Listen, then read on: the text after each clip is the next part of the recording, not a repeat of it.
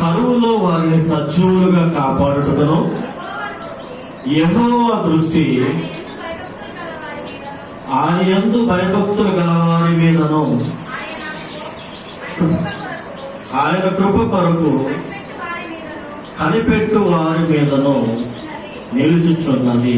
చూడండి, ఇక్కడ దేవుని వాక్యంలో మనం చూసినట్లయితే ఇక్కడ మనకి ముఖ్యంగా ఏం కనిపిస్తున్నాయంటే 3 భాగాలు మనకు కనిపిస్తున్నాయి. ఒకటి ఏంటంటే వారి ప్రాణమును మరణంలో నుండి తప్పించుటకు, రెండవది కరువులో వారిని సజీవులుగా కాపాడుటకును, మూడవది ఏంటంటే కృప కొరకు కనిపెట్టు వారి మీదను నిలుచుచున్నది. ఏంటి నిలుచుచున్నది అంటే యెహోవా యొక్క కనుదృష్టి నిలుచుచున్నది అని చెప్తా ఉన్నాం. మనము ఈ లోకంలో ఈ లోక ఆచారాలు బట్టి మనం చూసుకున్నట్లయితే చాలా వరకు ఒక సంఘంలో కానివ్వండి, ఒక సొసైటీలో కానివ్వండి, ఎవరైనా సరే మనం ఏమనుకుంటామంటే మనకంటే మనకు తెలిసినవాడు కొంచెం గొప్పగా ఉన్నప్పుడు వాడి యొక్క కనుదృష్టి, వాడి దృష్టిలో మనం ఉండాలి అని మనం చాలాసార్లు ఆశపడిన వారుగా ఉంటాం. ఇప్పుడు ఫర్ ఎగ్జాంపుల్ నేనున్నాను, నా సహోదరుడు ఎవరైనా కొంచెం పై స్థాయిలో ఉన్నాడు అనుకో, అరే తన దగ్గర నాకు ఒక ఇది ఉండాలి, వాడు నన్ను బాగా చూసుకునేటట్టుగా ఉండాలి, వాడి కనుదృష్టి నా మీద ఉండాలన్నట్టుగా నేనేం చేస్తూ ఉంటానంటే వాడిని గొప్ప చేయడానికో లేకపోతే వాడిని భజన పార్టీ లాగా వాడిని ప్రత్యేకంగా వాడిని ఎప్పుడు కూడా పొగుడుచు వాడి యొక్క దృష్టి ఇంకా పక్క వాళ్ళ మీద పోకుండా వాడి యొక్క దృష్టి అంతా కూడా మన మీదే ఉండేలాగా మనం ఏం చేస్తామంటే చాలా వరకు వాడి దృష్టిలో మనం ఉండడానికి, వాడిని ప్రైజ్ చేయడానికి మనం ప్రయత్నం చేస్తూ ఉంటాం. కానీ అది ఎంతకాలము అంటే కొంతకాలం మాత్రమే. ఎప్పుడైనా సరే యెహోవా దృష్టి వేరు, మనుషుల యొక్క దృష్టి వేరు. యెహోవా దృష్టి నువ్వు ఎప్పుడు ఏ స్థితిలో ఉన్నా కూడా ఒకేలా ఉంటది. కానీ మనుషుల యొక్క దృష్టి ఏ విధంగా ఉంటదంటే ఏదైనా చిన్న పొరపాటు జరిగితే వాడిని ఛాయ కూడా మళ్ళా చూసే అవకాశము ఉండదు. కానీ ఇక్కడ వాక్యం ఏం సెలవిస్తుందంటే యెహోవా కనుదృష్టి ఎవరి మీద ఉంటుందంట? ఆయన యందు భయభక్తులు గల వారి మీద యెహోవా దృష్టి ఉంటున్నట్టుగా ఇక్కడ వాక్యం సెలవిస్తా ఉంది. యెహోవా దృష్టి ఆయన భయభక్తులు గల వారిని ఏ విధంగా రక్షిస్తుంది, ఏ విధంగా ఆయన కృప వారికి తోడుగా ఉంటుందని ఇక్కడ మనం చూసినట్లయితే వారి ప్రాణమును మరణములో నుండి తప్పించుటకును. ఫస్ట్ పాయింట్ మరణము గురించి చూద్దాం. ఈ రోజుల్లో మరణము అనేది ప్రతి ఒక్కరికి సహజంగా సంభవించేది. చూడండి, మన యొక్క సైంటిస్టులు కానీ మన యొక్క శాస్త్రవేత్తలు చాలా మంది ఉన్నారు. వీరందరూ కూడా ప్రపంచంలో మీరు ఎక్కడికి వెళ్ళినా కూడా జననం గురించి అంటే మనిషి యొక్క పుట్టుక గురించి ప్రతి ఒక్కరు కూడా సెకండ్ టు సెకండ్ అంటే ప్రతి ఒక్క సెకండ్కి ప్రతి ఒక్క నిమిషానికి మనిషి యొక్క అంటే తల్లి యొక్క గర్భంలో శిశువు ఏ విధంగా ఉంటాడు అనేది ప్రతి ఒక్కరు చెప్పబడుతున్నారు. ఈ రోజుల్లో మీరు చూడండి, ఎవరైనా ప్రెగ్నెంట్ లేడీ మనం తీసుకెళ్ళినప్పుడు స్కానింగ్ చేసి డాక్టర్ ఏం చెప్తుందంటే ఫలానా తారీఖున నీకు డెలివరీ అమ్మా అని చెప్పి డెలివరీ డేట్ మనకి ముందుగానే ఇచ్చేస్తూ ఉంటారు. అలాగే మనిషి యొక్క జన్మను అంటే పుట్టుక గురించి ఈ విధంగా చెప్పిన ప్రతి ఒక్కరు కూడా ఎవరు కూడా మరణము గురించి కూడా ఎవరు చెప్పలేనటువంటి పరిస్థితుల్లో ఉన్నాం. మరణము నిజంగా చూస్తే ఒక అద్భుతం చెప్పాలి. ఎందుకంటే మరణం ఎప్పుడు సంభవిస్తుందో ఏ విధంగా సంభవిస్తుందో ఎవరికి తెలియదు. ఈ రోజు రాత్రి మనం భోజనం చేసి పడుతున్నామంటే నిద్రపల్లి చూస్తే మనం లేచామంటే అది దేవుని యొక్క కృప మాత్రమే. హల్లెలూయా. నిజంగా మనిషి పడుకున్నట్టుగా చనిపోతా ఉన్నాడు. ఎందుకు చనిపోతున్నారు మనిషి పడుకున్నవాడు కానీ అంటే ఇక్కడ మరణము ఫస్ట్ అసలు మనం ఏ విధంగా సంభవిస్తుంది అనేది మనము వాక్య రీతిగా మనం చూసుకున్నట్లయితే మనిషికి మొట్టమొదటిగా మరణం ఎక్కడొచ్చిందంటే ఆదాము నుంచి మనకి మరణం సంభవించినట్లుగా చూస్తా ఉన్నాం బైబిల్ ప్రకారంలో. ఆదాము ఏం చేశాడు? ఆదాముకు మరణం ఎందుకు వచ్చింది? అనేది మనం చూస్తా ఉంటే, ఆదాం ఏం చేశాడు? ఆజ్ఞను అతిక్రమించాడు. ఏం ఆజ్ఞను అతిక్రమించాడు? ఈ పండు తినొద్దు అన్నాడు. కానీ ఆ పండు అవ్వ తీసుకొచ్చి ఆదాంకి ఇచ్చినప్పుడు ఆదాం ఏమనాలా? గద్దించాలా, భార్యని గద్దించాలా. ఏమని? ఈ పండు మనం దేవుడు తినొద్దు అన్నాడు. ఈ దేవుడు మనం తినొద్దు అన్నప్పుడు నువ్వెందుకు తీసుకొచ్చావు? నేనెందుకు తినాలని గద్దించకుండా, నువ్వు తిన్నావు కదా, నేను కూడా తిన్నానని చెప్పేసి తనతో పాటు కూడా తినడం జరిగింది. ఈ తినడం జరగడం వల్ల ఏమైందంటే, ఏం జరిగింది? మరణం అనేది సంభవించింది. మీకు ఒక సింపుల్ ఈక్వేషన్ చెప్తాను. ఆజ్ఞాతిక్రమం అనేది ఏంటి? పాపము. పాపం వల్ల వచ్చే జీతము మరణం. ఇప్పుడు ఆజ్ఞాతిక్రమం వల్ల ఏమొచ్చింది? మరణం వచ్చింది. అదవుతుందా నేను చెప్పాను మీకు? ఆజ్ఞాతిక్రమం వల్ల మరణం వచ్చింది. ఈ మరణం అనేది మనం చూసినట్లయితే చాలా రకాలుగా మనకు కనిపిస్తూ ఉంటది. ఒకటి ఏంటంటే సుఖ మరణం అనుకోవచ్చు. సుఖ మరణం అంటే దేవుడిచ్చిన ఆయుష్ పూర్తిగా నువ్వు అనుభవించి ఏ రోగములు లేకుండా, ఎటువంటి నీకు సమస్యలు లేకుండా నువ్వు మంచిగా చనిపోతే అంటే సహజ మరణం అంటారు. దాన్ని చక్కటి మరణం, సహజ మరణం అంటారు. అలాగే అకస్మాత్తుగా వచ్చే మరణం ఒకటి ఉన్నది. ఈ అకస్మాత్తుగా వచ్చే మరణం ఎలా వస్తుందంటే, నీకు యాక్సిడెంట్ రూపంలోనో లేకపోతే రోగాల రూపంలోనో ఈ విధంగా వచ్చే మరణం ఒకటి ఉంటుంది. అట్లాగే అతి భయంకరమైన మరణం ఒకటి ఉంటుంది. అతి భయంకరమైన మరణం అంటే మనము అంటే వయసు ఉంది, అనిపించే స్థితి ఉంది, కానీ మనం ఏ పని చేయలేకుండా, మన అవయవములు ఏది పని చేయకుండా మంచాన పడి ఉంటాం చూసారా, అతి భయంకరమైనటువంటి మరణం అన్నమాట. అందుకని చాలా మంది మరణం వచ్చినప్పుడు చూస్తూ ఉంటారు, చెప్తా ఉండే మాటలు ఏంటంటే, ఇటువంటి మరణం ఎవరికి రాకూడదు, పోతే హ్యాపీగా పోవాలనుకుంటాం కానీ మంచంలో ఎవరు పడకూడదు అని చాలా మంది కోరుకుంటా ఉంటారు. కానీ ఇక్కడ దేవుడు చెప్తున్న మాట ఏంటంటే, వారి ప్రాణమును మరణములో నుంచి విడిపిస్తానని దేవుడు చెప్తున్నాడు. చూద్దాం దేవుడు ఏ విధంగా మన ప్రాణములను మరణములో నుంచి తప్పిస్తాడు. చూడండి, ఇక్కడ మనం చూసినట్లయితే మనకి మొట్టమొదటిగా సంఖ్యాకాండము 21:6 చూసుకుంటే, సంఖ్యాకాండము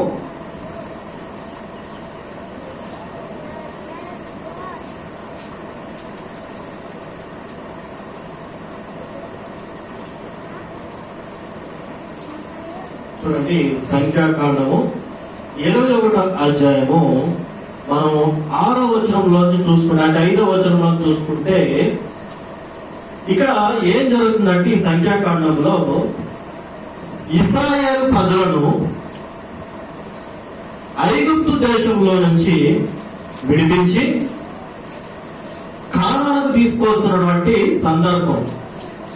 ఈ సందర్భంలో చూడండి, దేవుడు వీరిని ఏ విధంగా కాపాడుతూ వస్తున్నాడంటే, వీరి అరణ్య మార్గంలో, వీళ్ళ యొక్క ప్రయాణంలో చాలా అద్భుత రీతిగా కాపాడుతూ వస్తున్నాడు.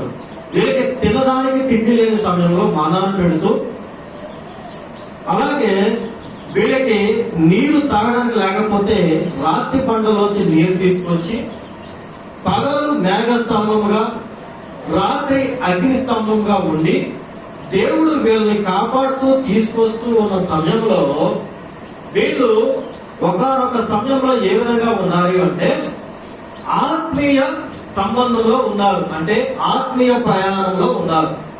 వీళ్ళు ఒక్కసారిగా ఈ ఆత్మీయ ప్రయాణంలో నుంచి ఎక్కడికి వచ్చారంటే శారీరక ప్రయాణంలోకి వచ్చారు. అంటే ఆత్మీయ ప్రయాణంలో నుంచి శారీరక ప్రయాణంలోకి వచ్చారు. ఎక్కడ రాసిందంటే మరి చూడండి, 4వ అధ్యాయంలో 4వ వచనంలో, వారు ఏదోము దేశంలో చుట్టిపోవాలని హోరు కొండ నుండి ఎర్ర సముద్రము మార్గముగా సాగినప్పుడు మార్గ ఆయాసము చేత జనుల ప్రాణము సొమ్మసిల్లేను. చూడండి, వీళ్ళు ప్రయాణ మార్గంలో ఉన్నప్పుడు ఏం జరిగిందంటే వీళ్ళకి ప్రయాణంలో ఆయాసం వచ్చింది. ఇప్పుడు నేను ఇక్కడి నుంచి ఒంగోలు వెళ్ళాలంటే నేను ఇప్పుడు డైరెక్ట్ గా నేను ఈ మార్గం గుండా వెళ్తూ ఒంగోలు వెళ్తాను. కానీ నేను వెనకాల నుంచి చుట్టూ తిరిగిపోతే ఏమనిపిస్తుంది? చికాకు వస్తుంది. ఇక్కడ కూడా ఇశ్రాయేల్ ప్రజల్లో చికాకు వచ్చింది. అప్పుడు దాకా దేవునితో ఉన్నవాళ్ళు, దేవునితో నడిచిన వాళ్ళు ఒక్కసారిగా ఏ విధంగా మారిపోయారంటే వీళ్ళు శరీర ఆశలకు లోపడుతున్నట్టుగా మనకు కనిపిస్తా ఉంది. అంటే ఆధ్యాత్మికంగా ఉన్నవాళ్ళు శారీరక స్థితిలోనికి పోతున్నారు. ఎప్పుడైతే వీళ్ళకి శారీరక స్థితిలోనికి అంటే ఈ లోక ఆశలకు వెంబడిస్తూ ఉన్నారో ఒక్కసారిగా వీళ్ళ మధ్యలో ఏమొచ్చిందంట? మరణం అనేది వచ్చినట్లుగా మనం చూస్తా ఉన్నాం.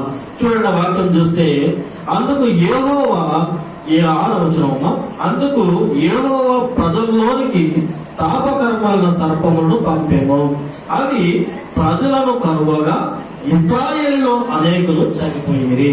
చూడండి, ఇక్కడ ఎందుకు వాళ్ళ మధ్యలో దేవుడు మరణాన్ని పెట్టాడు అంటే ఇక్కడ వాళ్ళు ఏం చేస్తున్నారంటే దేవుడితో సహవాసం చేస్తూ, దేవుడు ఐగుప్తు ప్రజల్లో మేము బానిసత్వ బతుకులో ఉన్నప్పుడు మమ్మల్ని, మా కుటుంబాల్ని దేవుడు మమ్మల్ని కాచి కాపాడి ఈ మార్గం గుండా మమ్మల్ని ప్రయాణం చేస్తూ కానాన దేశంలోనికి మనం తీసుకువెళ్తున్నాడు అనే జాస వీళ్ళకి లేకుండా వీళ్ళు ఏం చేస్తూ ఉన్నారంటే మార్గాయాసం చేత ఆయన పెట్టిన భోజనాలు వాళ్ళు ఏం చేస్తున్నారు తెలుసా? వాళ్ళు ఏమని అంటున్నారు తెలుసా? చవిసారపు భోజనం. అంటే ఏంటి చవిసార భోజనం? అంటే రుచి పచ్చి లేని భోజనం. చూడండి, ఎవరైనా మనకి అమృతం తెలిస్తే ఏమనుకుంటాం? దాని రుచి పచ్చి లేదని తెలుసురా. వీళ్ళకు మన్నా ఇస్తే వాళ్ళు ఏమని మాట్లాడుతున్నారంటే రుచి పచ్చి లేని జీవితం అంటున్నారు. ఈ రోజున మనకి దగ్గరగా ఉన్నటువంటి సందర్భానుసారమైన వాక్యాలు చూడండి. మనలో మరణం ఎందుకు వస్తుంది అనే మాటకి సందర్భంగా మనం చూసినట్లయితే మనలో చాలా మంది దేవుణ్ణి ఎరిగి ఉన్నాము, దేవునిలో రక్షణ పొంది ఉన్నాము, దేవుని సంఘానికి మనం వస్తూ ఉన్నాము. అయినా కూడా మనలో ఇంకా కూడా లోకాశలు అనేవి చాలా వరకు చావలేని పరిస్థితుల్లో మనకు ఉంటా ఉన్నాయి. ఈ లోకాశలు అంటే ఏంటంటే శరీరాశ, నేత్రాశ, జీవోడంబము. ఈ 3 కూడా మనలో ప్రతి ఒక్క మనిషి జీవితంలో, మన క్రైస్తవులే గాని పేరుకు నామమాత్రం క్రైస్తవులు అంటే సున్నము కొట్టిన సమాధుల వల్లే మనం ఉంటున్నామే తప్ప మనలో నిజమైనటువంటి క్రీస్తు ప్రేమ గాని, నిజమైనటువంటి యేసు చూపించిన మార్గము గాని, నిజమైనటువంటి యేసు చూపిన కరుణ కటాక్షాలు గాని మనలో ఎవరిలోనూ కూడా లేవు. మనం ఏం చేస్తున్నామంటే ఈ లోకానుసారమైనటువంటి జీవితం జీవిస్తూ ఈ లోకములో ఏముంది, ఈ లోకములో ఉన్న సంతోషాన్ని మనము చూస్తూ ఉన్నాము కానీ దేవుని చూడలేకుండా పరిస్థితుల్లో మనం ఉన్నాం. ఈ రోజున చూడండి, మనిషి చేతిలో సెల్ ఫోన్ వచ్చేసింది. ఎప్పుడైతే ఈ సెల్ ఫోన్ వచ్చిందో ఇంకా మనుషుల్లో ఉండట్లా, ఇంక దాంట్లోనే పోతా ఉన్నాడు.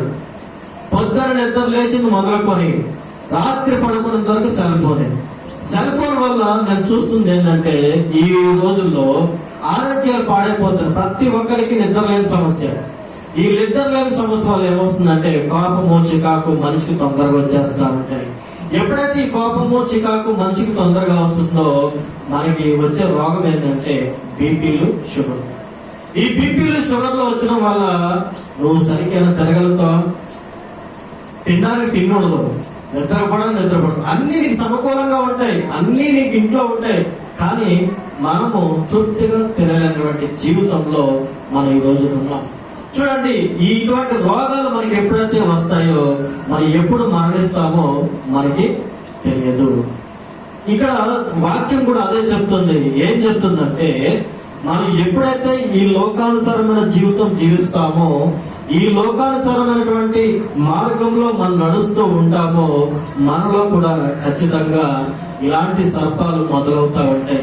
ఈ సర్పాలు అంటే మామూలు రోడ్ల మీద తిరిగే సర్పాలు కాదండి, పొలాల్లో తిరిగే సర్పాలు కాదు. అవి పాపపు సర్పాలు. పాపం అనేది చాలా రకరకాలుగా ఉంటది. ఒకడికి మద్యం తాగే అలవాటు ఉంటది, ఒకడికి సిగరెట్ తాగే అలవాటు ఉంటది, ఒకడికి వ్యభిచారం చేసే అలవాటు ఉంటది, ఒకటి రకరకాలైనటువంటి ఈ పాపాలు అంటే ఒక్కొక్కడికి ఒక్కో రకమైనటువంటి అలవాట్లు ఉంటాయి. ఈ అలవాట్లన్నీ కూడా పాపానికి సంబంధించినవే. ఏదో ఒక రోజు ఈ పాపమే నిన్ను కాటు వేసే ప్రమాదం ఉంది. ఎప్పుడైతే ఇశ్రాయేలు మధ్యలో పాములు వచ్చి కాటు వేస్తున్నాయో ప్రతి ఒక్కడు కూడా చనిపోవడం స్టార్ట్ చేస్తుంది. ఎప్పుడైతే వీళ్ళందరూ చనిపోతా ఉన్నారో మోషేకి బాధ కలుగుతా ఉంది. ఈ మోషేకి బాధ కలిగినప్పుడు మోషే దేవుడి సన్నిధిలో అడుగుతున్నాడు. ఏమడుగుతున్నాడు మోషే దేవుడి సన్నిధిలో అంటే, అయ్యా ఈ పాలెంలో ఇక్కడ ఈ సందర్భం అంటే ఇక్కడ వీరి మధ్య మరణం వచ్చింది, ఈ మరణాన్ని జయించాలంటే ఏం చేయాలి అంటే దేవుడు చెప్పిన మాట ఏంటంటే, ఒక ఇత్తడి సర్పాన్ని నువ్వు చేపించి కొండ మీద పెట్టున్నాను చెప్పి ఏం చేశాడంటే, ఎవడైతే దీర్ఘంగా క్షుణ్ణంగా ఆ ఇత్తడి సర్పాన్ని పరిశీలించి చూస్తాడో పాము కాటు వేసిన ప్రతి వాడు కూడా మరణంలో నుంచి జీవంలోకి వస్తాడు అని చెప్పిన మాట ఏంటంటే, ఎవడునూ చనిపోడు, అది చూసిన ప్రతి వాడు కూడా బ్రతుకుతాడు. ఈ రోజుల్లో కూడా మరి మోషే ఏ విధంగా ఇత్తడి సర్పాన్ని ఏర్పాటు చేసి ఇశ్రాయేలు ప్రజలు చూడమన్నాడో, అలాగే మనకి 2000 సంవత్సరాల క్రితము యేసు ప్రభుల వారు మన మధ్యకు వచ్చి మన పాపముల కొరకు మన దోషముల కొరకు మరి ఆయన శిలువలో మరణించి ఆయన మన కొరకు ప్రాణం పెడితే మనం ఈ రోజు ఇంకా ఏ విధంగా ఉన్నామంటే, ఈ పాపంలోనే ఆయన రక్తం కాచి ఆ రక్తంలో మన పాపాన్ని కడిగితే ఇంకా ఆ పేరు వాడుకుంటూ ఇంకా మనం లోకంలోనే ఉంటా ఉన్నాం. గమనించండి, చాలా విషయాలు మనకి తెలుసు, చాలా మందికి తెలుసు, నేను చెప్పేదేం లేదు. కాకపోతే నేను చెప్పే విషయం ఏంటంటే, మనము దాన్ని సరిగ్గా చూడలేకపోతున్నాం. ఎప్పుడైతే మనం ఆ ఇత్తడి సర్పాన్ని అంటే ఇక్కడ మోషే చెప్తున్నట్టుగా ఇత్తడి సర్పాన్ని నిదానించి ఎవడైతే చూస్తాడో వాడు మరణంలో నుంచి జీవంలోకి వస్తున్నట్లుగా, అలాగే ఈ రోజు కూడా మనం ఎప్పుడైతే ఆ శిలువను కలవరి శిలువను మనం ఎప్పుడైతే నిదానించి చూస్తామో మనలో ఉన్న పాపములు కడగబడతాయి. ఎప్పుడైతే మనలో ఉన్న పాపములు కడగబడతాయో మనము మరణములో నుంచి జీవములోనికి రావడం అనేది జరుగుతూ ఉంది. చూడండి, ఇక్కడ మరణం అనేది కూడా చాలా భయంకరమైన స్థితి అన్నమాట. ఇక్కడ మరణము మనకి ఎందువల్ల వస్తుందంటే, ముఖ్యంగా పాపము వలనే మరణము మనకి సంభవిస్తున్నట్లుగా చూస్తా ఉన్నాం. ఇంకా మనం చూసినట్లయితే పాపము ఏ విధంగా మనల్ని మరణంలోకి నడిపిస్తుందని చూస్తే చిన్న ఎగ్జాంపుల్ ఒకటి చెప్తాను. లూకాసు వార్త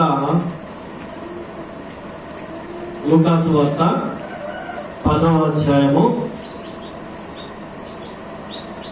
లూకాసు వార్త 10వ అధ్యాయము 30 వచనం చూడండి. 30వ వచనం.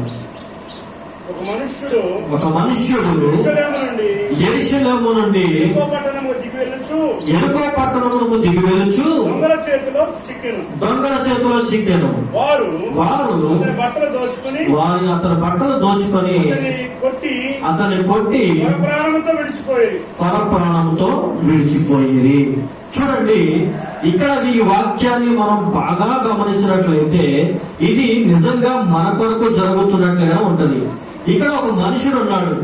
ఈ మనుషుడు ఏం చేస్తున్నాడంటే యెరూషలేములో నుండి ఎక్కడ ప్రయాణమయ్యాడు? యెరికోకు ప్రయాణమైనాడు.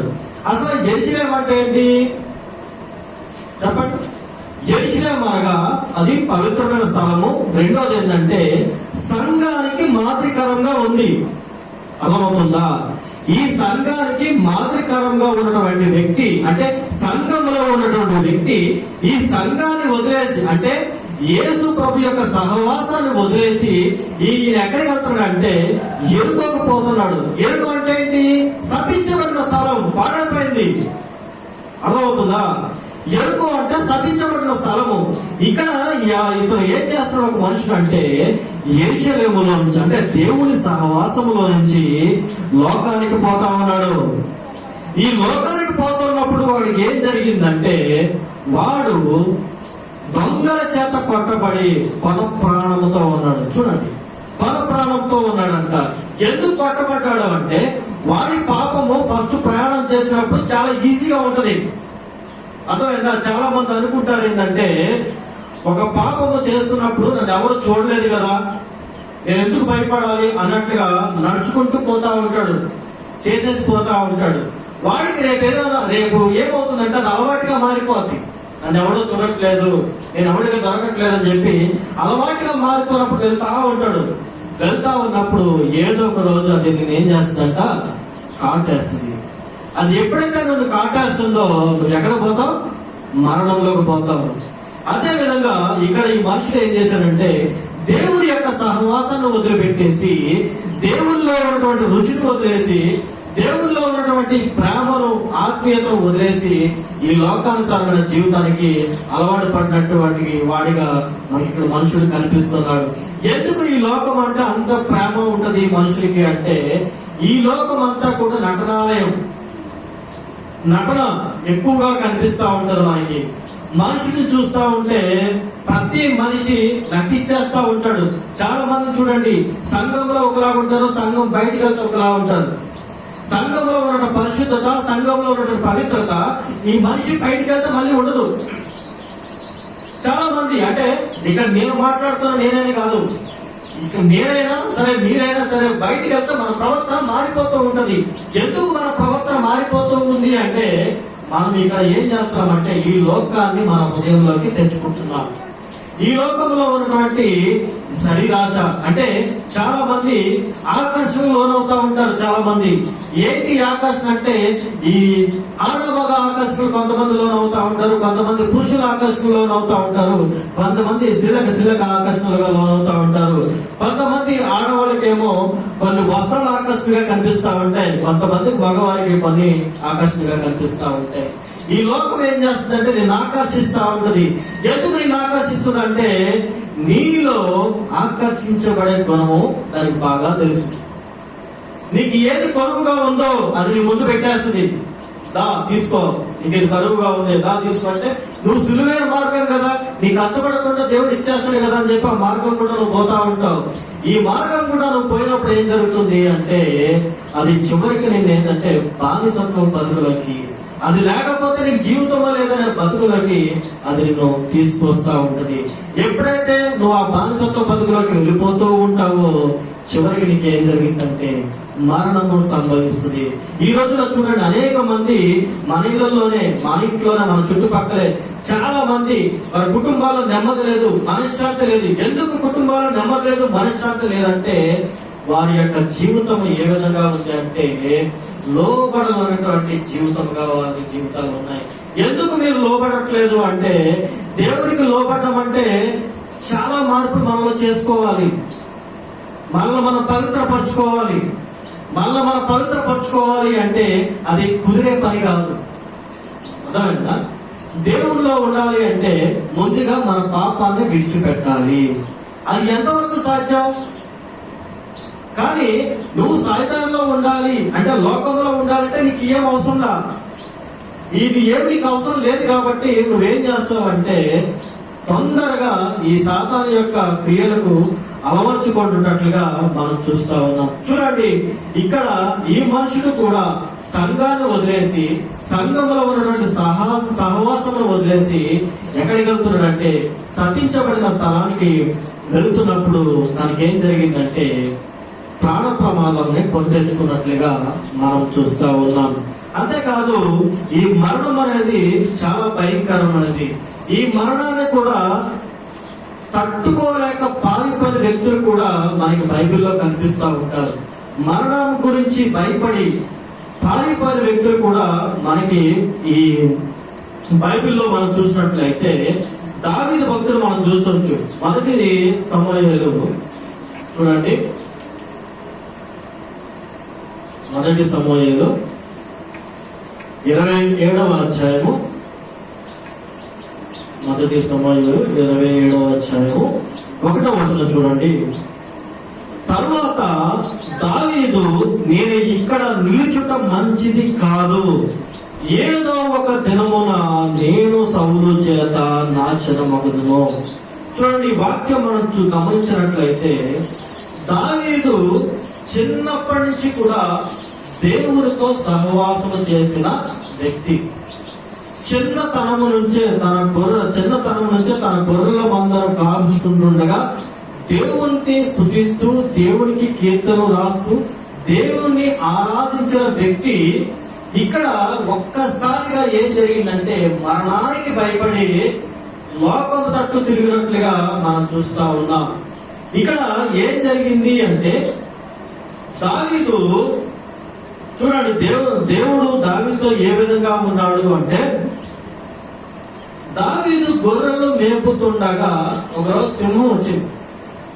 సింహాన్ని చీల్చి చెండాడాడు దావీదు. అట్లాగే ఒకరోజు ఎలుగుబంటి వచ్చింది. ఆ ఎలుగుబంటిని కూడా దావీదు తీల్చి చెండాడాడు. అట్లాగే ఒక పెద్ద బలశాలి, ఎవరి పేరు? గొలియాతును చిన్న రాతితో కొట్టి చంపిన వ్యక్తి ఎవరు? ఈ దావీదు. దావీదుని ఒక సాధారణమైన గొర్రెల కాపరి నుండి ఎక్కడ తీసుకెళ్ళాడు? మహారాజుని చేశాడు. ఒక ఉన్నత స్థానంలో ఆయన నిలిపినప్పుడు ఆయన దేవుని యొక్క ఉద్దేశములను, దేవుని యొక్క ఆశ్చర్యకారములను, దేవుని యొక్క అద్భుతములను అన్ని కూడా దగ్గరుండి చూసిన వ్యక్తి అక్కడ ఏమనుకున్నాడంటే, ఇక్కడ నిలిచి ఉండుట మంచిది కాదు. ఎక్కడ నిలిచుండుట? యెరూషలేములో.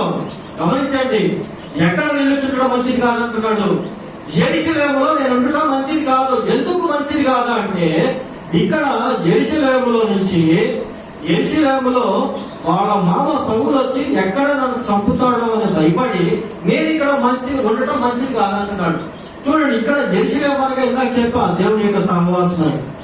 ఈ సహవాసాన్ని వదిలేసి మళ్ళీ ఎక్కడ పోతున్నాడు?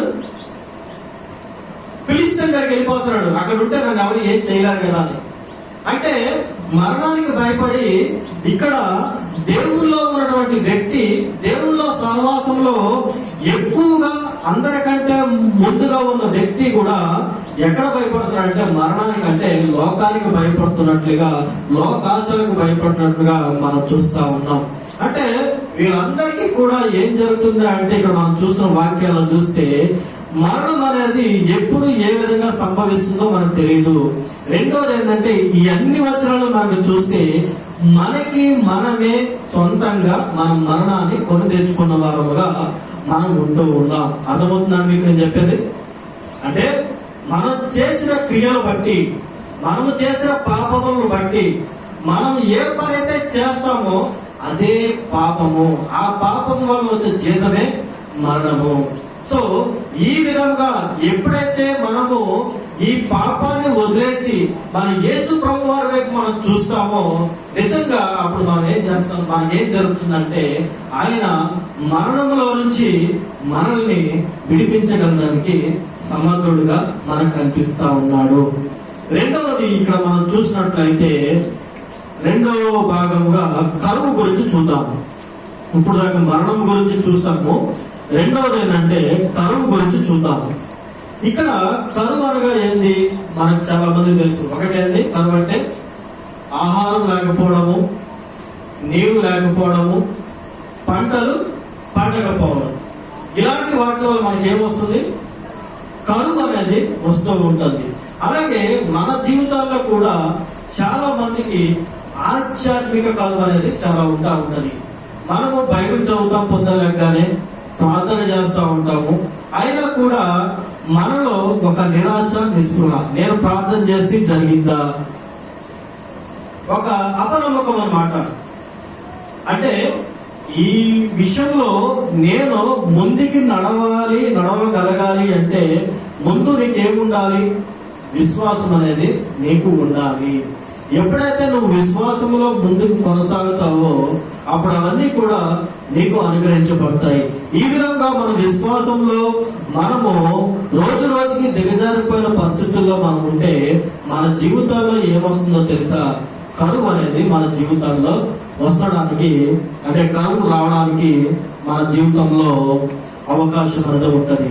ఈ కరువుల గురించి మన బైబిల్ గ్రంథంలో చూస్తే, కరువు ఇక్కడ ఒక గ్రంథంలో మనకు కనిపిస్తా ఉంటుంది. ఏంటంటే రూతు గ్రంథము 1వ అధ్యాయం మనం చూస్తే, రూతు గ్రంథము 1వ అధ్యాయము చూస్తే, న్యాయాధిపతి ఏలిన దినములందు దేశములో కరువు కలుగగా యోదా బెత్లెహేము నుండి ఒక మనుషుడు తన భార్యను తన ఇద్దరు కుమారులను వెంటబెట్టుకొని మోయాబు దేశమునకు కాపురం ఉండటకు వెళ్ళెను. ఆ మనుషుని పేరు ఎలీమెలెకు, అతని భార్య పేరు నయోమి, అతని ఇద్దరు కుమారుల పేరు మహలోను, కిల్యోను. చూడండి, ఇక్కడ కూడా బైబిల్ గ్రంథంలో మనం చూస్తే ఇక్కడ ఒక అంటే బెత్లెహేం గ్రామానికి, యూదా బెత్లెహేం గ్రామానికి ఏమొచ్చిందంట? కరువు వచ్చిందంట. ఇక్కడ మీరు జాగ్రత్తగా గమనించండి. ఈ యూదా బెత్లెహేము, బెత్లెహేము అనగా అర్థం ఏంటో తెలుసా? ఆశీర్వదించబడిన కుటుంబం లేదా రొట్టెల గృహము, అంటే సమృద్ధి కలిగిన రొట్టెల గృహం అని అర్థం. ఈ సమృద్ధి కలిగిన రొట్టెల గృహంలో ఏమొచ్చిందంట? కరువు వచ్చిందంట. ఎందుకు ఈ సమృద్ధి కలిగిన రొట్టెల గృహంలో కరువు వచ్చింది అనేది ఇక్కడ ఆలోచించకుండా ఇక్కడ ఈ యోదా బెత్లెహేంలో ఒక కుటుంబం మనకు కనిపిస్తూ ఉంది. అందరికీ మనకు బాగా తెలిసిన వాక్యం ఇది. ఆ కుటుంబం పెద్ద ఎవరు? నయోమి. తెలుసుగా మీకు? రూతు అందరికీ తెలుసుగా. ఈ నయోమి ఏం చేసిందంటే, ఎప్పుడైతే యోదా బెత్లెహేంలో కరువు వచ్చిందో ప్రతి ఒక్కరు కూడా యోదా బెత్లెహేం నుంచి ఎక్కడ పోతున్నారు? వలస పోతున్నారు. అంటే వేరే ఊరికి వెళ్ళి అక్కడ కరువు లేదు, ఆ ప్రదేశంలో మనం ఉంటే మనకి సమృద్ధిగా ఉంటుందని చెప్పేసి జనాలు పోతా ఉన్నప్పుడు ఈ నయోమి కూడా ఏమనుకుందంటే, నేను ఇక్కడ ఉంటే మా కుటుంబము ఈ ఆకలితో మనం చచ్చిపోతామేమో, ఈ కరువులో మనము నిర్జీవం అయిపోతామేమో అని చెప్పి లోకానుసారమైనటువంటి జీవితం జీవించడానికి వాళ్ళతో కూడా కలిసి ప్రయాణించినట్లుగా మనం చూస్తా ఉన్నాం. ఇక్కడ ఈ రూతు ఇక్కడ ఈ నయోమి ఏం చేస్తుందంటే, వాళ్ళు కూడా వెళ్తున్నారు కదా పక్కింటి వాళ్ళు అని చెప్పి ఈమె కూడా ఈ సమృద్ధి కలిగిన గృహాన్ని వదిలేసి ఎక్కడికి వెళ్ళింది? వాళ్ళతో పాటు కలిసి పోతా ఉంది. ఈ రోజుల్లో కూడా మనము కూడా అంతే. మనకి ఒక సమస్య వచ్చినప్పుడు ఆ సమస్యను మనం ఏ విధంగా దేవుని దగ్గర పరిష్కరించుకోవాలని చూడకుండా ఈ లోకానుసారమైన మార్గం మనం ఎదుర్కొంటా ఉంటాం. ఫర్ ఎగ్జాంపుల్, నీకు ఒక అనారోగ్యం కలిగింది. ఈ అనారోగ్యం కలిగిందంటే, ఈ అనారోగ్యం కలిగినప్పుడు దేవుడు నన్ను స్వస్థపరుస్తాడు, దేవుని దగ్గర నేను ప్రార్థన చేసుకుందాం అనేది ఫస్ట్ ఎవరు చూడరు. ఫస్ట్ చూసేది ఎవరనేది డాక్టర్ని చూస్తారు. దానికి కావాల్సిన సహాయం ఏంటి? డబ్బు. దానికి కావాల్సిన పెట్టుబడి చూస్తారు. అవునా? ఫస్ట్ పెట్టుబడి ఉండాలి, తర్వాత ఎవరు కావాలి? డాక్టర్ కావాలి. వీళ్ళ దగ్గరికి వెళ్తారు కానీ, అయ్యా నాకు ఈ రోగం వచ్చింది, అసలు వీళ్ళకంటే పరం వైద్యుడు నువ్వు కదయ్యా, నన్ను ఈ వ్యాధి నుంచి రక్షించని ఎవరిని అడిగే వాళ్ళు ఉన్నారు ఈ రోజుల్లో? ఎవరు లేరు. మనందరం కూడా ఫస్ట్ వెళ్ళేది అక్కడికి, ఏదో తుమ్మొచ్చినా దగ్గొచ్చినా పరిగెట్టేస్తూ ఉంటాం డాక్టర్ దగ్గరికి. కానీ ఇక్కడ కూడా ఎలాగే ఏం జరిగిందంటే, ఆ పక్కింటి ఆవిడ వెళ్ళిందని చెప్పి ఈవిడ కూడా వెళ్ళిపోయిందంట. ఎవరు వెళ్ళిపోయారు? పక్కింటి ఆవిడ వెళ్ళిందని ఈ నయోమి కూడా తన కుటుంబాన్ని వెంట పెట్టుకొని వెళ్ళిపోయినట్లుగా మనం చూస్తా ఉన్నాం. ఎక్కడికి వెళ్ళింది? మోయాబుకి వెళ్ళింది. చూడండి, ఏ ప్రదేశానికి వెళ్ళింది? మోయాబు ప్రదేశానికి వెళ్ళింది. యోదా బెత్లెహేం అంటేనేమో ఆశీర్వదించబడినటువంటి గృహము, సమృద్ధి కలిగినటువంటి గృహము. ఎక్కడికి వెళ్ళింది? మోయాబు అనగా శపించబడిన స్థలం. అది మోయాబు అంటే పాపంలో పోయింది. అక్కడ ఏం జరిగింది? నేను ఈ కరువులో నుంచి బయటపడతానని చెప్పి ఎప్పుడైతే వెళ్ళిందో, అక్కడికి వెళ్ళిన తర్వాత ఏం జరిగిందంటే పరిస్థితులు తారుమారైపోయింది. బాగా జాగ్రత్తగా గమనించండి. పరిస్థితులు ఎప్పుడైతే తారుమారైపోయాయో, తన భర్తను పోగొట్టుకుంది, తన ఇద్దరు కుమారులను పోగొట్టుకుంది, చివరికి తను తన చిన్న కోడలు మాత్రమే మిగిలినట్టుగా చూస్తా ఉన్నాం. చూడండి, ఎప్పుడైతే మనం లోకాన్ని అనుసరించి, ఎప్పుడైతే ఈ లోకంలో ఉన్నటువంటి పరిస్థితులకు అనుగుణంగా మనం ముందుకు పోతా ఉంటామో, అప్పుడు ఖచ్చితంగా మన ఇంట్లో కరువు అనేది కంపల్సరీగా మనకి కనిపిస్తూ ఉంటుంది. దానివల్ల మనము చాలా నష్టపోతూ ఉన్నాం. ఈ రోజుల్లో మనం చూసినట్లయితే మన జీవితాల్లో కూడా నెమ్మది సమాధానం లేకుండా మన కుటుంబాలు ఉన్నాయంటే కొన్ని కారణాలు ఏంటంటే, మనం వ్యక్తిగతంగా చేస్తున్నటువంటి కొన్ని కార్యాలు, కొన్ని ఆలోచన రహితంగా అనాలోచన రహితంగా తీసుకునే నిర్ణయాలు కూడా మనల్ని ఏం చేస్తాయంటే కరువులోకి నెట్టేస్తూ ఉంటాయి. ఒక కుటుంబాన్ని మనం చూసుకున్నాం అనుకో, ఆ కుటుంబ యజమాని సరిగ్గా లేకపోతే ఆ కుటుంబం దేంట్లోకి వెళ్ళిపోద్ది? కరువులోకి వెళ్ళిపోద్ది. ఒక యజమాని ఉన్నాడు, వాడికి తాగుడు అలవాటు ఉంది, రోజు తను సంపాదించినందుకు తను తాగడానికి తినడానికి సంపాదన సరిపోతా ఉంటే ఆ కుటుంబాన్ని ఏ విధంగా పోషిస్తాడు? ఆ కుటుంబంలో తినడానికి తిండి ఉంటుందా అండి? ఉండదు కదా. అట్లాగే ఇక్కడ ఏం జరిగిందంటే తను తీసుకున్న నిర్ణయం వల్ల ఎప్పుడైతే నయోమి ఈ నిర్ణయం తీసుకుందో తన జీవితంలో ఏం జరిగింది? పెను మార్పులు వచ్చేసినాయి. మొత్తం కుటుంబాన్ని కోల్పోయింది. చివరికి నన్ను ఏమని పిలవమంటుంది? మారాన్ని పిలవమంటే చేదు. అంటే నయోమి అంటే మధురము, మధురమైన పేరుని ఏ విధంగా మార్చుకుంది? చేదుగా మార్చుకుంది. అంటే ఈ రోజుల్లో మనము ఏంటంటే ఒక సమస్య వచ్చినప్పుడు దేవుల్లో మొరపెట్టేవారుగా, దేవుని దగ్గరికి వచ్చేవారిగా మనం ఉండాలి. కానీ మనం ఏ విధంగా ఉన్నామంటే ఈ లోకాన్ని అనుసరించే వారుగా ఉన్నామే తప్ప దేవుణ్ణి అనుసరించే వారుగా మనము కనిపించడం లేదు. రెండోది, కరువు ఎక్కడొచ్చిందంటే దావీదు కాలంలో కూడా 3 సంవత్సరాల కరువు వచ్చింది. దావీదు మహారాజు ఉన్నప్పుడు దావీదు కాలంలో కరువు వచ్చినట్లుగా మనం చూస్తా ఉన్నాం. దావీదు కాలంలో కరువు ఎక్కడ వచ్చిందని మనం చూస్తున్నట్లయితే 2వ సమూయేలు 21:1 చూడండి. 2వ సమూయేలు 21:1.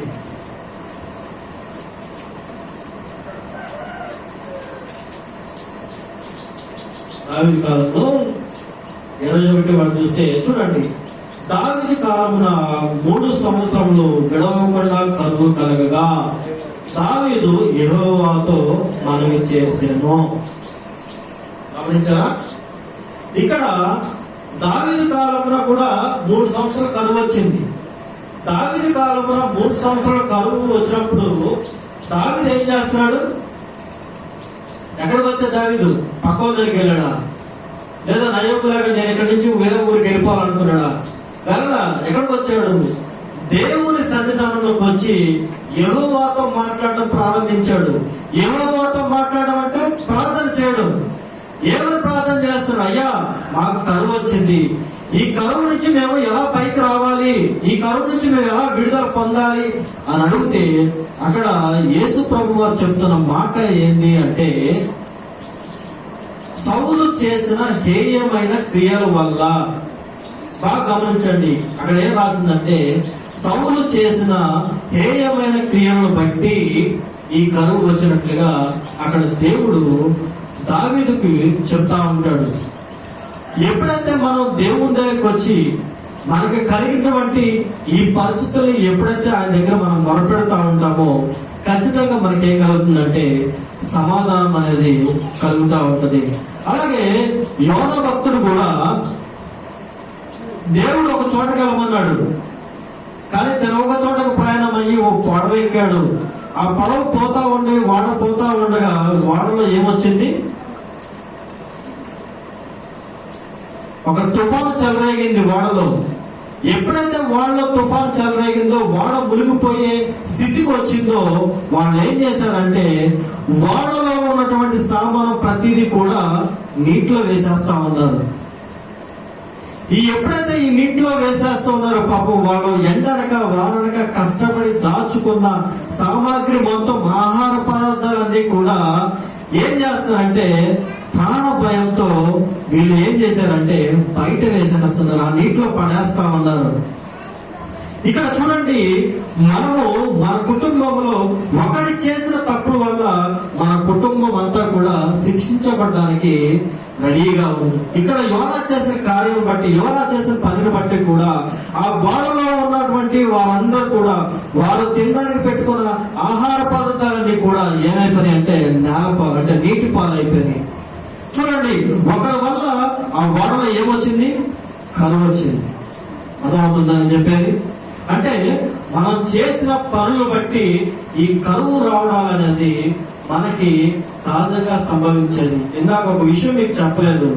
రూతు గ్రంథంలో ఇందాక న్యాయాధిపతుల కాలంలో కరువు వచ్చిందని కదా, అదే న్యాయాధిపతుల కాలంలో చివరి వాక్యం మనం చూసినట్లయితే న్యాయాధిపతుల గ్రంథము చివరి వచనం మనం చూస్తే, చివరి అధ్యాయము చివరి వచనం మనం చూస్తే అక్కడ మాట రాసి ఉంటుంది, ఆ దినములలో ఇశ్రాయేలుకు రాజు లేడు, ప్రతి వాడును తన ఇష్టానుసారంగా ప్రవర్తించుచూ వచ్చాను. అర్థమైందా? ఎప్పుడైతే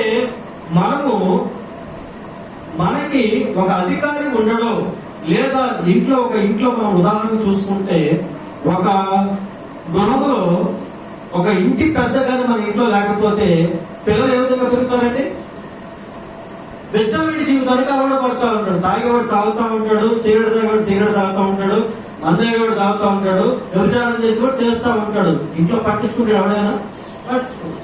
ఇక్కడ కూడా ఏం జరిగిందంటే, న్యాయాధిపతుల కాలంలో వాళ్ళకి ఎవరు లేడు, ఇశ్రాయేలుకి రాజు లేడు. ఎప్పుడైతే రాజు లేడో వాళ్ళు ఇష్టానుసారంగా ప్రవర్తిస్తూ ప్రారంభించి ఉన్నారు.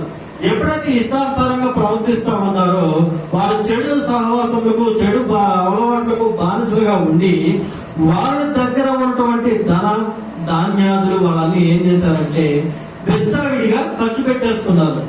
ఎప్పుడైతే మనకి విచ్చలవిడిగా ఖర్చు పెట్టుకుంటా ఉంటారో, ఎప్పుడైతే మన దగ్గర ఉన్నది ప్రతిదీ కూడా మనం అలవాట్ల కొరకు, మన యొక్క సంతోషం కొరకు ఖర్చు పెట్టుకుంటా ఉంటామో, మన జీవితంలో ఏమవుతుందంటే కరువు అనేది వస్తూ ఉంటది. రేపటి గురించి ఆలోచించట్లే. ఇక్కడ రేపటి గురించి మనం ఏం తిన్నామా, ఏం త్రాగుతామో ఆలోచించకుండా వీళ్ళు ఏం చేస్తున్నారంటే ఉన్న దాన్నంతా ఇవాళే ఖర్చు పెట్టేటట్టుగా వీళ్ళు కనిపిస్తా ఉన్నారు. అంటే వీళ్ళకి ఏంటంటే ముందు జాగ్రత్త అనేది లేదు. అంటే రేపు నేను ఏ విధంగా ఉండాలి, రేపు నాకు ఆహారం ఉందా లేదా, రేపు నాకు ధనం సమకూర్తి ఉందా లేదా, నాకు రేపు పొద్దున ఏదైనా అవసరం వచ్చిందేమో అన్న భయం ఎవరికి లేకుండా వీళ్ళంతా ఏం చేస్తున్నారంటే ఉన్నదాన్ని తగలబెట్టేస్తా ఉన్నారు. మళ్ళీ చాలా మంది చూస్తూ ఉంటాం, ఇంట్లో డబ్బులు తీసుకుని పోతా ఉంటారు కొంతమంది పిల్లలు. కొంతమంది బట్టలు తెలియకుండా భార్యలు ఆచార్య కొన్నామా, ఇది కొన్నామా, అది కొన్నామా అంటూ ఉంటారు. కొంతమంది భార్యలు తెలియకుండా భర్తలు తన ఇష్టానుసారంగా ప్రవర్తించవలసిన తను కూడా డబ్బులు తీస్తూ ఉంటారు. చివరికి ఎవరిష్టానుసారంగా వాళ్ళు ప్రవర్తించినప్పుడు వాళ్ళ ఇంట్లో ఏం జరుగుతుందంటే కరువు అనేది ఏర్పడే విధంగా అనుకుంటది. ఎప్పుడైతే ఈ కరువు మన గృహంలో ఉండకుండా ఉండాలి, ఈ కరువు మన గృహంలోంచి బయటికి పోవాలి అంటే మనం ఏం చేయాలంటే మన పాపాన్ని వదిలిపెట్టి దేవునికి లోబడటం అనేది మనం నేర్చుకోవాలి. ఎప్పుడైతే మనం దేవునికి లోబడుతూ ఉంటామో, ఎప్పుడైతే మన పాపాలను ఒప్పుకొని దేవునితో సహవాసం చేయడానికి, దేవునితో పరిశుద్ధ సంఘములో మనం సహవాసిగా ఉండడానికి మనం ప్రయత్నం చేస్తామో, అప్పుడు మనకి ఏం జరుగుతుందంటే, ఒకటి కరువు నుంచి దేవుడు మనం విడిపిస్తాడు, రెండవది మరణం నుంచి దేవుడు మనం విడిపిస్తాడు. ఎప్పుడైతే మనకి కరువు, మరణం ఈ రెండు కూడా మనిషి జీవితంలో చాలా ముఖ్యకరమైనటువంటి అంశాలు. కరువు వస్తే మనకు బతుకుదేరు ఉండదు, మరణం వస్తే మనం ఉండడం అనుకో, అది పక్కన విషయం. కానీ ఆ మరణం అనేది సహజ మరణంగా ఉంటే చాలా మంచిది. కానీ మనం చాలా సార్లు ఏం చేస్తున్నామంటే దేవునికి లోబడకుండా మనము మన పాపములు బట్టి, అంటే మనకున్నటువంటి ఆలోచన అలవాట్లు బట్టి మనం ఏం చేసుకుంటున్నామంటే మన మరణాన్ని మనమే కొట్టెచ్చిన వారుగా ఉంటున్నాము. దయచేసి నేను చెప్పేది ఏంటంటే, ఒకటి మనం దేవునికి లోబడి ఉండాలి, రెండవది మన పాపములు మనం విడిచిపెట్టాలి, మూడవది ఎప్పుడు కూడా సంఘాన్ని మనం విడిచిపెట్టకూడదు. గుర్తుపెట్టుకోండి, ఎప్పుడు కూడా అంటే దాని ఏమంటారంటే సంఘ ఆత్మీయత మనకి చాలా ఇంపార్టెంట్. ఒక సహవాసి ఎదగాలంటే ఒక సంఘం కావాలి. నేను దేవుడు నమ్ముకున్నానంటే ఇంట్లో కూర్చొని నేను ప్రార్థన చేస్తున్నాను, బైబిల్ చదువుతున్నాను, చప్పట్లు కొట్టాల్సినంటే నువ్వు వర్తిల్లాలి. నువ్వు సంఘం దేవుల్లో బలపడాలంటే నీకేం కావాలి? సంఘం కావాలి, సహవాసం కావాలి. అపోస్తులు పరిచయం మరి చూస్తే వాళ్ళు ఏంటంటే రొట్టె విరిచిన యందు సహవాసంలో ఎడతెగక పాల్గొన్నారని మన బైబిల్లో సెలవిస్తా ఉంది. అర్థమవుతుందా? మనం కూడా ఎప్పుడు కూడా సంఘంలో, సంఘ సహవాసంలో మనం ఉండాలి. ఎప్పుడైతే మనం సంఘాన్ని విడిచిపెట్టి మనం బయటికి పోతామో ఈ లోకానుసారమైన జీవితాన్ని నీలో వచ్చేదానికి అవకాశం ఉంటుంది. ఎప్పుడు కూడా సంఘము బయట సాధారణ కూర్చుంటా ఉంటది, నువ్వు ఎప్పుడు దొరుకుతావా అని చూస్తూ ఉంటాడు. కానీ ఈ రోజుల్లో మనం ఏం చేస్తున్నామంటే సంఘానికి మనం రావాలంటే సంఘంలో మనకేముండాలి? ఆధిపత్యం ఉండాలి. సంఘంలో మనకు ఒక పలుకుబడి ఉండాలి. పాస్టర్ గారు నన్ను బాగా చూడాలండి, పాస్టర్ గారు ముందు నేను పాటలు బాగా పాడతాను, పాస్టర్ గారు ఎప్పుడు నాకు పాటలకు అవకాశం ఇవ్వాలండి, లేదా నేను బైబిల్ బాగా చదువుతాను, పాస్టర్ గారు నాకు బైబిల్కి అవకాశం ఇవ్వాలండి, లేదా నేను సంఘంలో ఈ కార్యక్రమాలు చేస్తున్నాను, ఈ కార్యక్రమాలు చేస్తున్నందుకు నన్ను చర్చికి పెద్దగా నన్ను పెట్టుకోవాలండి. ఈ విధమైనటువంటి లోకానుసరమైన జీవితంలో మనం అలవాటు పడిపోయి సంఘంలో మనం ఏం తెచ్చేస్తున్నాం? లోకాన్ని సంఘంలోకి తెచ్చేస్తున్నాం. ఎప్పుడైతే మన సంఘాన్ని లోకంలో తెస్తామో, లోకాన్ని సంఘంలో తెస్తామో, మన సంఘం ఏమైపోద్ది? పాడైపోద్ది. ఈ రోజుల్లో చాలా సంఘాలు మీరు చూసారా మూతపడి ఉన్నాయి. ఎందుకు మూతపడుతున్నాయి? ఎందుకు పరిశుద్ధత మనకు లేదు అంటే మనం ఏం చేస్తున్నామంటే లోకంతో కలిసిపోయి సంఘాన్ని కూడా మనము దేవునికి భయభక్తులు కలగలేనటువంటి జీవితంలో జీవిస్తున్నాం. అంటే దేవుడు అంటే భయం లేదు, భక్తి లేదు, మన ఇష్టానుసారంగా మనం జీవిస్తా ఉన్నాం. ఏముందిలే, దేవుడు క్షమించే దేవుడిగా, దేవుడు పాపాలను కడిగేసే దేవుడేగా. ఒకసారి క్షమిస్తాడు, రెండుసార్లు క్షమిస్తాడు. రోజుకి ఎన్నిసార్లు క్షమిస్తాడు? 300 తెలుసా మీకు? ఎన్నిసార్లు క్షమిస్తాడా? అట్లా దేవుడు క్షమించే దేవుడు కదని చాలా మంది ఏం చేస్తున్నారంటే ఈ పాపానికి, ఈ లోక అలవాట్లకు బానిసలుగా ఉండి సంఘంలోకి వస్తూ కూడా పాపాన్ని విడిచిపెట్టిన వంటి వాళ్ళు చాలా మంది ఉన్నారు మన సంఘాల్లో. ఎప్పుడైతే మనం పాపాలను విడిచిపెడతామో అప్పుడే మనం ఏంటంటే సంఘంలో ఎదగబడతాము, సంఘం కూడా ఆశీర్వదించబడుతుంది. మనము పరిచయం చేస్తున్నప్పుడు మన ద్వారా నలుగురు మనతోటి రావాలి. ఈ రోజున మన ద్వారా ఒక నలుగురు కాదు, ఒక్కరైనా మనతో వచ్చే పరిస్థితి ఉందా? మన జీవితం చూస్తే ఒరే నువ్వు ప్రార్థనకి వెళ్తావు, నీళ్ళు ఏమైనా మార్పు వచ్చిందా అనే వాళ్ళు చాలా మంది మనలో ఉన్నారు. మనకి వెంటనే వచ్చేది ఏంటంటే కోపము, భయంకరంగా వచ్చేస్తుంది ఎవడైనా ఏదైనా మాట అంటే. మనం దీర్ఘశాంతంగా ఎప్పుడైనా ఉంటున్నామా? ఎవరైనా మాట్లాడే పడేవాళ్ళుగా ఉన్నామా? లేం కదా. ఇదంతా ఏంటి? నువ్వు పడట్లేదంటే దేవుని యొక్క భక్తి, దేవుని యొక్క భయము, దేవుని యొక్క ప్రేమ నీలో లేదు. ఎప్పుడైతే దేవుని యొక్క ప్రేమ, దేవుని యొక్క భక్తి, దేవునికి నువ్వు ఎప్పుడైతే లోబడుతూ ఉంటావో నీకున్న ప్రతి సమస్య నుంచి కూడా దేవుడు నేను విడిపించే దేవుడిగా ఉన్నాడు. అందుకనే వాక్యం సెలవిస్తా ఉంది, నేను కనుమలో నుంచి అలాగే మరణంలో నుంచి నేను ఏం చేస్తాడు? విడిపించడానికి దేవుడు సిద్ధంగా ఉన్నాడు. ఈ రోజు మన బ్రతుకులు ఏ విధంగా ఉన్నాయి ఒకసారి ఆలోచన చేద్దాం. నువ్వు దేవునికి లోబడిన వాడిగా ఉన్నావా, లేదా దేవునికి లోబడిన వాడిగా ఉన్నావా? ఒకసారి ఆలోచన చేయండి. నేను చెప్పడమే కాదు, ఒకసారి మీరు మనస్ఫూర్తిగా మీరు మనసులో ఆలోచన చేస్తే మీ యొక్క జీవితాలు ఏ విధంగా ఉన్నాయి, నా జీవితం ఏ విధంగా ఉంది, నేను దేవునికి లోబడినటువంటి జీవితం నాకుందా, దేవుడు నన్ను ఏ విధంగా చూస్తున్నాడా? ఈ రోజు నేను బ్రతుకున్నానంటే కేవలం దేవుని కృపే కదా. నేను ఎందుకు దేవునికి ముఖ్య సమయం ఇవ్వలేకపోతున్నాను, దేవునికి నేను ఎందుకు మొదటగా ప్రార్థించే వ్యక్తిగా ఉండట్లేదు అని మీరు ఒకసారి ఆలోచన చేస్తే ప్రతి ఒక్కరి జీవితంలో కూడా ఈ 2 సంవత్సరాల నుంచి దేవుడు విడిపించేవాడిగా ఉంటూ ఉన్నాడు. ఈ చిన్న వాక్యము దేవుడు తన వేడుకల్లో దీవించి ఆశీర్వదించిన ఆమె. మరొకసారి నాకు అవకాశం ఇచ్చినటువంటి మా సహోదరుడు ఇజ్రాయెల్ పాస్టర్ గారికి నాకు 2 వందనాలు తెలియజేస్తున్నాను. మనం ప్రార్థనలో ఉన్నాము. ప్రతి ఒక్కరు కూడా మోకాళ్ళు ఉంచుదాము. మోకాళ్ళు వేసి ప్రతి ఒక్కరు కూడా కళ్ళు మూసుకొని దేవుల్లో మొరపెడతాం. ప్రభువా, దేవా నా జీవితంలోకి మీరు రండి అయ్యా. దేవా నా జీవితంలో ఎన్నో ఆయాసకరమైనటువంటి సంఘటనలు నీకు నాకు మధ్య ఇవి అడ్డుగోడలుగా ఉన్నాయ్యా. ఇదిగో నేను పాపంలో పడిపోతున్నానయ్యా. ఈ లోకాశలు నాలో ఉన్నాయ్యా. ఈ లోకాశల నుంచి నన్ను విడుదల దయచేయ. ఇదిగో ఈ లోకంలో ఉన్నటువంటి చెడు సహవాసం బట్టి ఇదిగో నా చెడు చూపులను మీరు మార్చమని అడుగుతా ఉన్నాం ప్రభా. నా చూపుని పవిత్రపరచమని అడగండి అయ్యా. దేవా నా చూపుని పవిత్రపరచండి, నా ఆలోచనలు పవిత్రపరచండి, నా నోటి మాటను పవిత్రపరచండి, నా శారీరక క్రియలను పవిత్రపరచండి. ప్రార్థిద్దాం. ఎవరు మౌనంగా ఉండొద్దు. ఈ మధ్యాహ్న కాల సమయంలో దేవుడు మన మధ్య సంచారం చేస్తున్నాడు. ఈ మధ్యాహ్న కాల సమయంలో నీ పాపం నుండి నేను విడిపించడానికి దేవుడు నీకు సమీపముగా ఉన్నాడు. ఎవరైతే తనకు మొరపెడతారో, ఎవరైతే తనకు నిజముగా మొరపెడతారో ఇదిగో వారి పక్క నుండి దేవుడు వారి మొన్న ఆలకించేటట్టుగా ఉన్నాడు. ఇదిగో ఈ రోజు నువ్వు మొరపెట్టు, దేవా నాకు ఈ సమస్య ఉంది, దేవా ఈ సమస్య నుంచి నాకు విడుదల దయచేయి, దేవా ఈ అనారోగ్యం ఉంది, నాకు ఈ అనారోగ్యం నుంచి విడుదల దయచేయి అని అడగండి. ఎవరికైనా అప్పులు బాధలుంటే, దేవా నాకు అప్పులు ఉన్నాయి, నాకు ఈ అప్పుల భారం నుంచి విడుదల దయచేయండి అని అడగండి.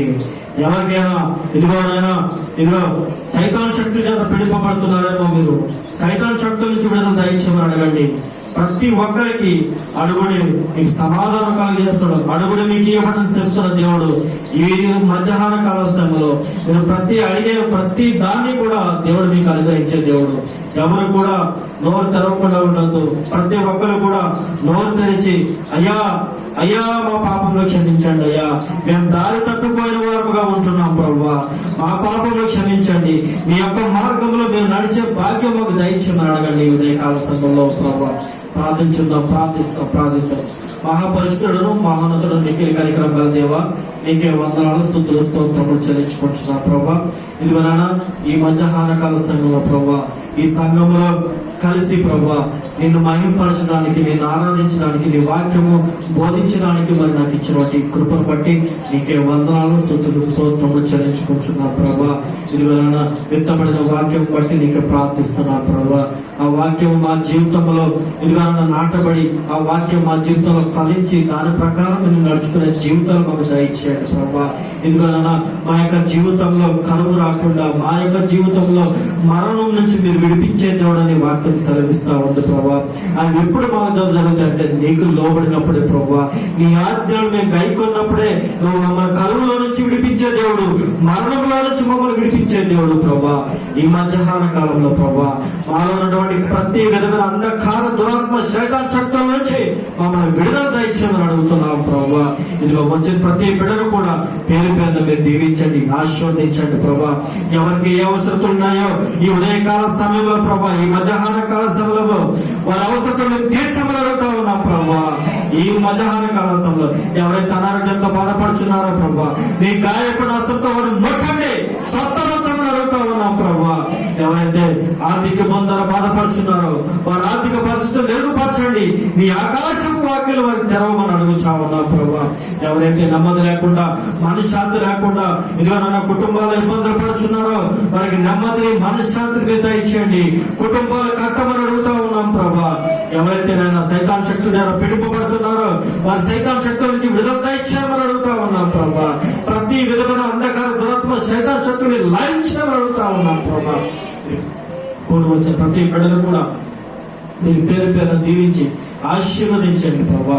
వారి జీవితంలో ప్రభా ఈ వాక్యము నెరవేర్చి, ఈ వాక్యము జ్ఞాపకం చేసుకొని ప్రభా ముందుగా నీకు అవకాశం ఇచ్చే బిడ్డలుగా, నిన్ను ప్రార్థించే బిడ్డలుగా ప్రభా వారిని ఉంచమని, మీరే మహిమ గత ప్రభావాలు పొందుకోమని మా ప్రభువును రక్షకుడు యేసుక్రీస్తు వారి నామములో అడిగి వేడుకొచ్చున్నాను తండ్రి, ఆమేన్.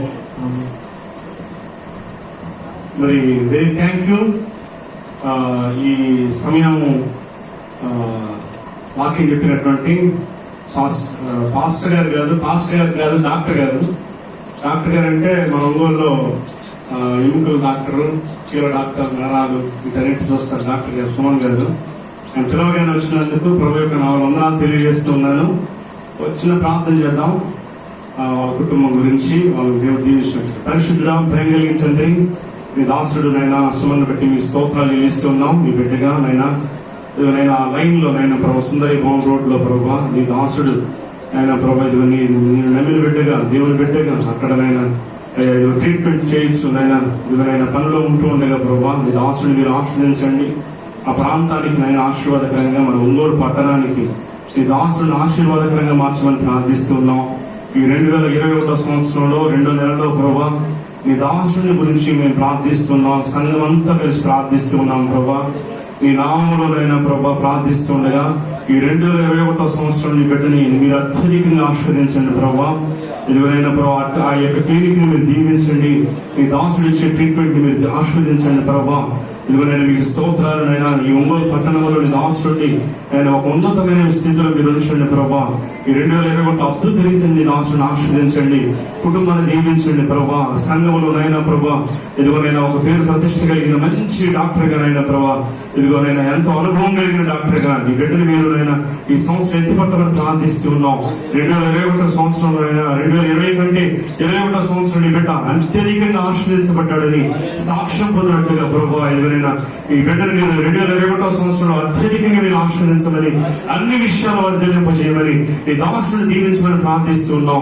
మీ యొక్క నామంలో ప్రార్థిస్తున్నాం ప్రభా. ఇదిగో నీ వాక్యం తెలియజేస్తూ ఉంది నాయన, నేను నామంలో 2-3 ప్రార్థిస్తే నాయన 2-3 భూమి మీద ఏకీభవిస్తే పరలోక రాజ్యం జరిగిస్తానని వాగ్దానం చేశారు. యేసు నామములో ఆ బిడ్డ దీవించబడును గాక, ఆశీర్వదించబడును గాక, ఆయన క్లినిక్ ఆశీర్వదించబడును గాక, ఆయన హాస్పిటల్ ఆశీర్వదించబడును గాక, ఆయన అతని పేరు ఉన్నతంగా ప్రకటింపబడును గాక. అన్ని విషయాలు దీవించి ఆశీర్వదించండి ప్రభు, కుటుంబాన్ని దీవించండి. యేసు నామములో అడుగుచున్నాము తండ్రి, ఆమేన్ ఆమేన్ ఆమేన్. అలాగే ప్రార్థనలో ఉందాం. ప్రార్థనలో మనం